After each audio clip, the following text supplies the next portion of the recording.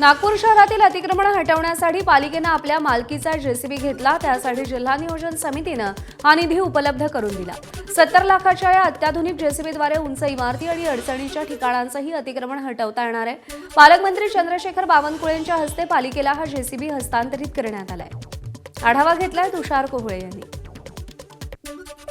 नागपूर महानगरपालिकेच्या हद्दीमध्ये आता अतिक्रमण करणाऱ्यांची खैर नाही, कारण की नागपूर महानगरपालिकेने स्वतःच्या मालकीचा जेसीबी घेतलेला आपण बघू शकतो की अत्यंत अत्याधुनिक असा हा जेसीबी आहे, ज्याची जवळपास 40 फुटापर्यंत तो लांबचं अतिक्रमण हटवू शकतो। उंचीची इमारत असेल किंवा इतर भागातलं अतिक्रमण असेल ते या जेसीबीच्या मदतीने काढलं जाऊ शकतं। आणि विशेष करून जर का आपण बघितलं तर जिल्हा नियोजन समितीच्या योजनेअंतर्गत 70 लाखाचा हा जेसीबी घेण्यात आलेला आहे।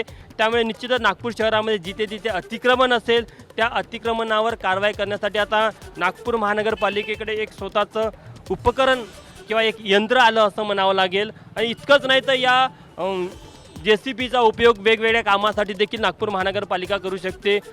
खोलीकरण असेल किंवा इतर वेगवेगळ्या कामासाठी असेल, पण सर्वात महत्त्वाचा उद्देश म्हणजे जे शहरामध्ये अतिक्रमण आहे आणि ते अशा भागामध्ये असते जिथे जेसीबी सामान्य जेसीबी जाऊ शकत नाही। त्यामुळे मोठा आर्च असलेला हा जेसीबी आपल्याला पाहायला मिळत आहे, जो 40 फुटापर्यंतचा लांब आहे। आणि इतक्या अत्याधुनिक जेसीबीच्या मदतीनं या नागपूर शहरातील अतिक्रमण हे लवकरात लवकर काढण्यामध्ये निश्चितच फायदा होईल। महत्त्वाची गोष्ट की पोकलँड स्वरूपाचा आहे, मध्ये जिथे माती असेल किंवा ज्या खडतड भागामध्ये सामान्य जेसीबी जाऊ शकत नाही तिथे हा जेसीबी पोहोचू शकणार आहे। त्यामुळे निश्चितच नागपूर शहरातलं अतिक्रमण काढण्यासाठी आता नागपूर महानगरपालिकेचा स्वतःच्या मालकीचा जेसीबी आलेला आहे, त्याची चर्चा सध्या संपूर्ण शहरामध्ये आहे। कॅमेरामॅन अतुल रेड्डेसह तुषार कोहळे, एबीपी माझा, नागपूर।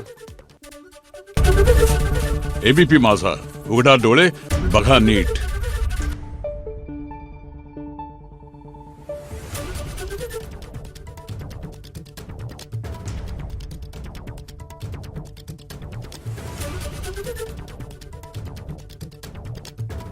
Thank you.